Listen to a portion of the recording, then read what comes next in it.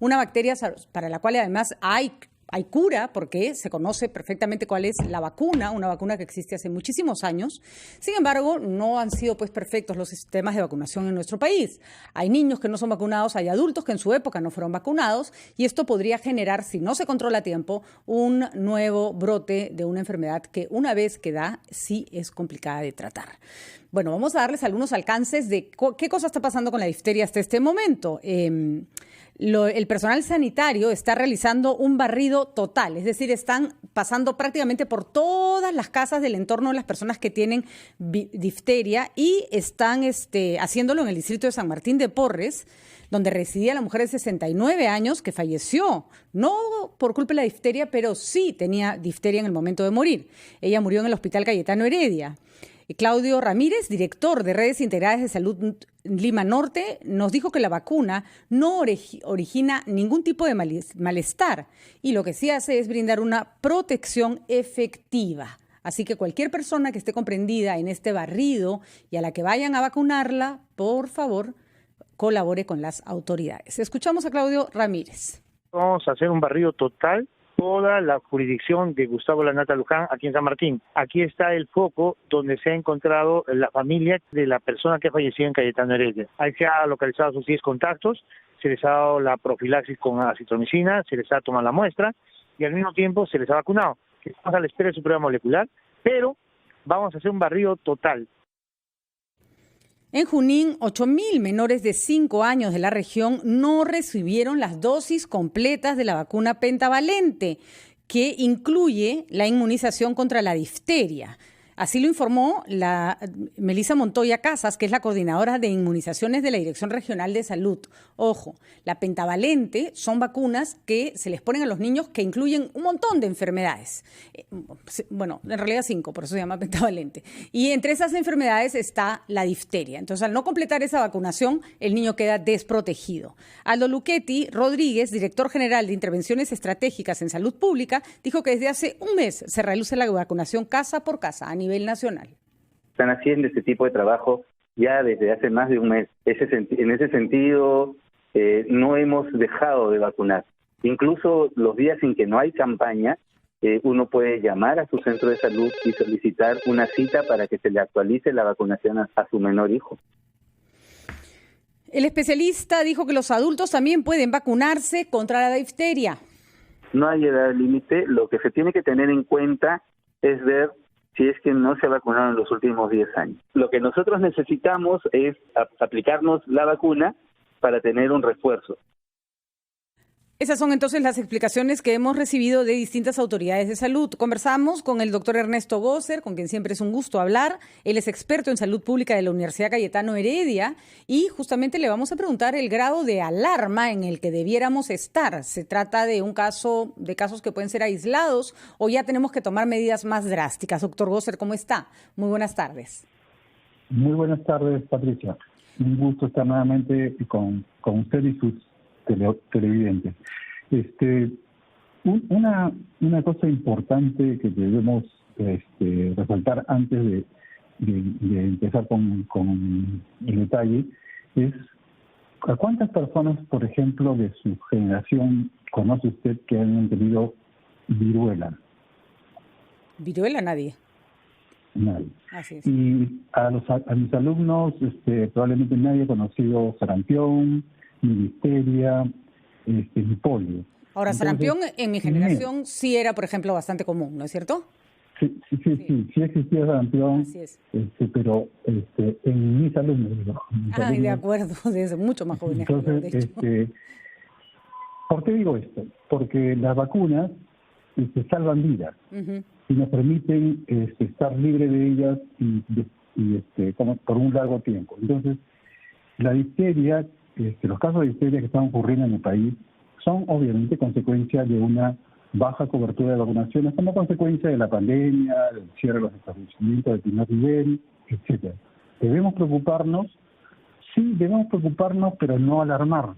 Debemos preocuparnos, y preocuparse significa actuar. Y una acción es la que se mencionaba en la nota, que consiste en acudir a vacunarse. Este fin de semana hay una campaña del Ministerio de Salud Entonces, todos los padres de familia deben llevar a sus niños para verificar qué vacuna les toca, porque hay un calendario de vacunaciones del Ministerio de Salud que cubre en total como más de 25 enfermedades. Entonces, eso es importante. Pero no solamente en este fin de semana, pueden ir en cualquier otro momento. Los establecimientos de salud que están abiertos deben vacunar durante todo el año, hay que sacar cita, hay que tomar medidas de bioseguridad, eso sí, obviamente, porque no estamos en una situación regular. ¿Y por qué debemos preocuparnos? Era la pregunta que usted hacía. Porque hay esta baja cobertura, y la baja cobertura significa, es como si tuviéramos puertas abiertas para que ingrese en este caso es una bacteria, la bacteria al organismo y haga daño. ¿En quién? En quienes están vacunados. Si una persona está vacunada, la bacteria no puede entrar y no puede hacer daño. Hay personas a las que ingresa la bacteria y no les da la enfermedad, pero sí la pueden transmitir. Ese es el problema. O sea, ¿hay asintomáticos también en la difteria? Hay personas que hacen formas leves y hay personas que son portadoras. De acuerdo. Entonces, como son portadoras, tienen la bacteria y a la hora de toser, estornudar, conversar de cerca, pueden contagiar. Entonces, y esto se puede contener como lo están haciendo ahora. Eso que están haciendo ahora es lo que queremos que se haga con el COVID. Están haciendo los cercos epidemiológicos, buscando los casos y alrededor de los casos a todos los contactos, ¿no? Eso es algo muy muy importante, es la acción digamos cotidiana de la respuesta frente a un brote. Hay varios brotes porque ya hay varios casos y cuando una enfermedad ya está eliminada de un país, un solo caso sí técnicamente es un brote. Y eso significa que no debemos asustarnos, sino actuar. Y la actuación contiene la respuesta que hay que hacer para poder evitar que eso se siga expandiendo. Doctor Gosser, ¿qué pasa con, por ejemplo, una de las cosas que llama la atención es que en este caso muere una persona de 69 años, no por difteria, pero tenía difteria a la hora de morir, y también los parientes de la niña que falleció tampoco son menores de edad, son adultos, ¿no es cierto? Entonces, tenemos claramente la cobertura del 90% de vacunación en nuestro país es más o menos reciente. Si vamos 30, 40, 50 años para atrás, vamos a encontrar probablemente gente que no se vacunó de todo lo que debía. Los niños hay que cumplir con su control de vacunación en este momento. ¿Qué debemos hacer los adultos? Los adultos que son contactos de casos sí tienen que revisar si se han vacunado en los últimos 10 años, porque la protección que da esta vacuna dura 10 años, ¿no? Entonces, las personas adultas también debemos revisar si estamos en una zona de riesgo, si estamos en contacto, también tendríamos que vacunarnos. Pero no es una vacunación masiva en este momento de adultos. La vacunación masiva debe ser de los niños. Y la vacunación de los adultos debe ser de aquellos que son contactos. Aquellos que son contactos sí tienen la posibilidad. Por ejemplo, una persona de 69 años, supongamos, o de 60 años, que hace 30 años no se vacuna, porque no se vacunó. Generalmente uno se vacuna contra la triple. En los niños es la pentavalente, ¿no? Así que es. protege contra 5 enfermedades. Pero en los adultos uno se pone la triple porque ya viene esta vacuna muy difundida y protege sobre todo cuando el tétano. Uno se corta con algún metal que tiene óxido, entonces se vacuna. Pero esa vacuna, esa protección va a durar 10 años. Si yo no me vacuné hace 30 años y estoy en contacto con una persona, una niña, una joven, un joven que tiene la enfermedad, me puedo enfermar y me puedo morir. La difteria, ya se ha dicho, tiene una letalidad de 10%, es bien alta. Es bien alta, ¿no? Claro. Y no siempre la antitoxina es efectiva, incluso cuando se da a tiempo. Entonces, por eso es muy importante que aquellas enfermedades que se pueden evitar, se eviten. Que son prevenibles con vacunas, debemos tenerlas en cuenta para proteger a nuestros niños a través de las vacunas. Uh-huh. Entonces, es importante la vacuna. A los chicos asegurarnos que tengan todas sus dosis completas, y los adultos no deben salir corriendo a vacunarse a menos que estén cerca de alguna persona que haya contraído la difteria, o por si acaso vale la pena que uno vaya a ponerse una vacuna. No deberían ponerse por si acaso, deberíamos enfocarnos ahora a elevar la cobertura de vacunación para que entre los más susceptibles son los niños. En la medida en que todos los niños estén vacunados, con una cobertura de arriba del 70-80%, vamos a tener mayor protección y seguridad. Hace 5 o 6 años hubo un brote de sarampión acá en el Perú, con 6 casos. Los 6 casos fueron en personas que no eran peruanas, que habían venido de visita en diferentes momentos y eran todos alemanes. Recuerdo porque hicimos la investigación de ese brote, y nosotros estábamos en el Ministerio de Salud en ese tiempo y estábamos preocupados porque se podía producir un gran brote. Había zonas donde había baja cobertura. Sin embargo, las campañas sucesivas durante mucho tiempo permitieron que este brote no afectara a personas, a peruanos. Le voy a pedir, doctor Gosser, que se quede un minuto con nosotros para la pausa, porque le queremos preguntar sobre el dengue, que ya sabemos, no es que haya llegado, sino que ya está acá, y que en este momento está también aumentando, y que además viene una época en que el dengue suele difundirse, o suele haber más dengue en el verano, y eso también complica la situación. Recordando además que tenemos un sistema de salud todavía semisaturado por los pacientes de COVID. Vamos a regresar un momento con el doctor Ernesto Gosser, médico salubrista y docente de la Universidad Peruana Cayetano Heredia.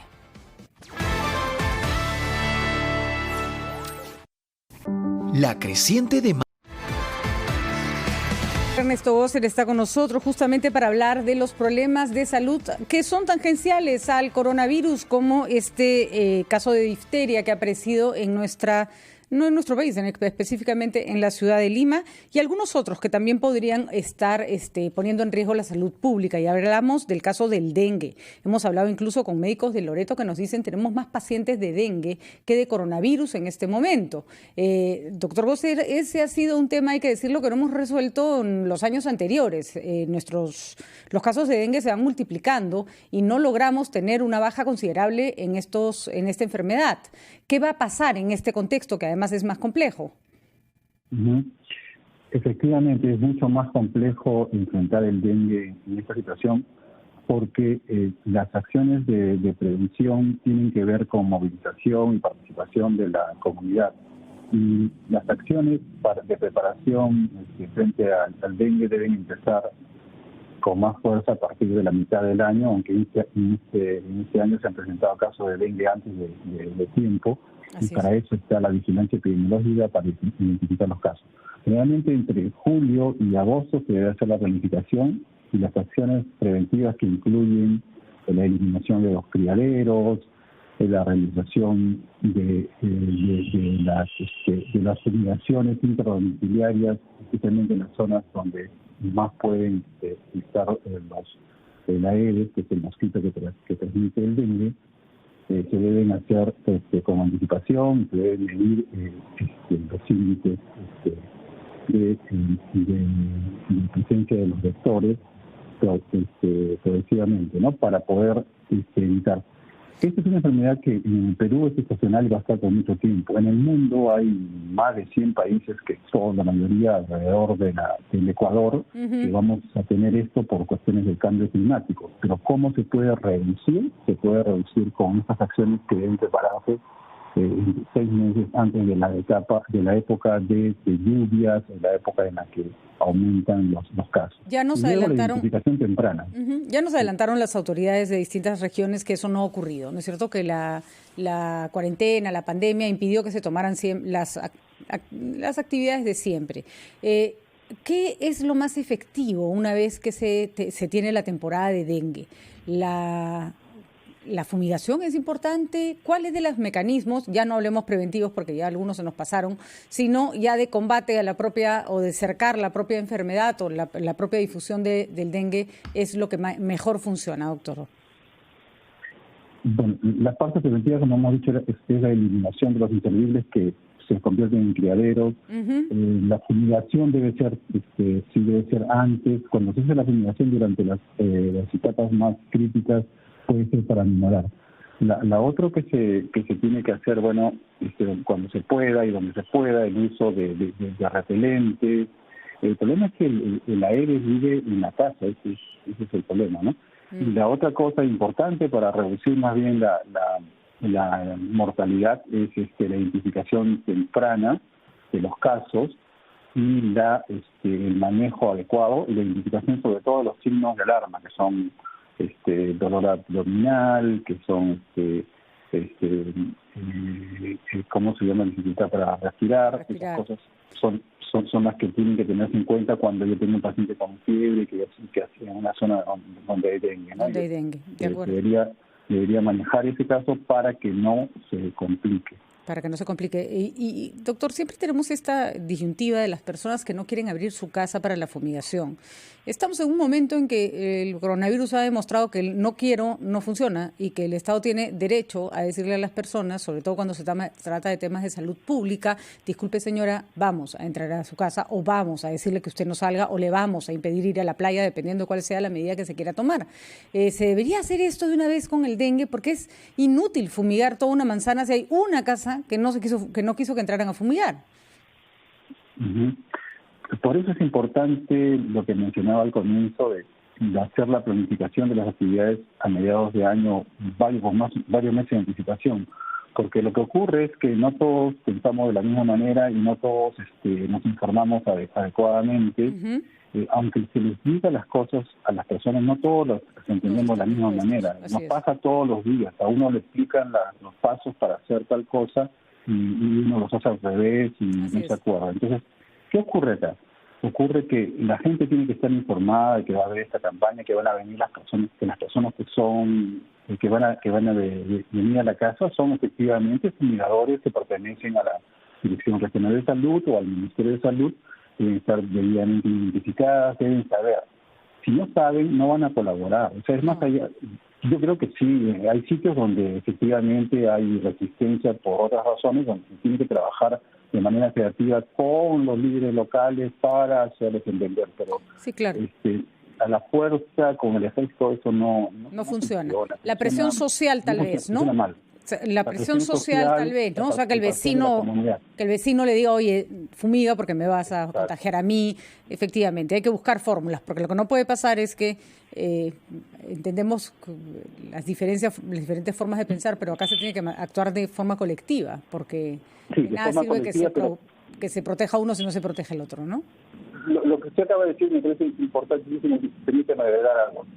Los vecinos, las vecinas van a actuar de esa manera en la medida que alguien de la comunidad, del gobierno local o líderes de la zona hayan estado participando, hayan escuchado, hayan dicho y hayan contribuido, y entonces llevan ese mensaje. No todo se puede transmitir o realizar a través de la televisión, la radio, los mensajes en el mercado.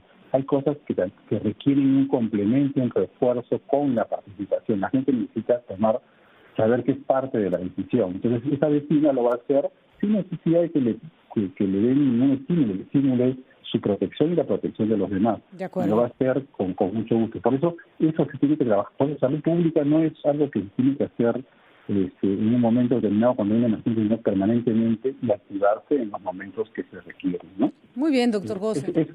Destaca la importancia de la participación social. En las acciones de salud. Muy bien, ese es justamente el trabajo de salud pública que usted bien señala. Muchísimas gracias, doctor Gosser, siempre clarísimo, siempre oportuno en la información. Le agradecemos por haber estado con nosotros. Son las 1:29 de la tarde, nos vamos a una pausa, regresamos con Carlos Villarreal, que tiene información para nosotros.